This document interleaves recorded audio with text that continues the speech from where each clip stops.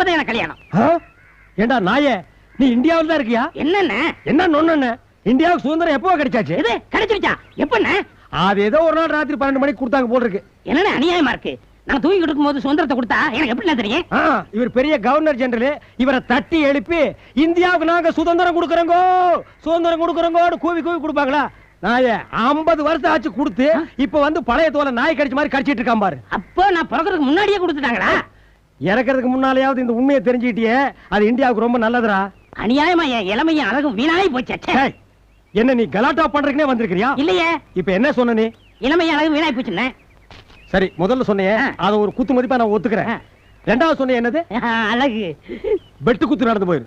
முடிய சிறச்ச கரடி மாதிரி ஒரு மூஞ்சியை வச்சுக்கிட்டு அழக பத்தி பேசுற நீ. சரி, அதை விடுங்க. இப்ப அந்த சுதந்திரம் யார்ட்ட இருக்கு?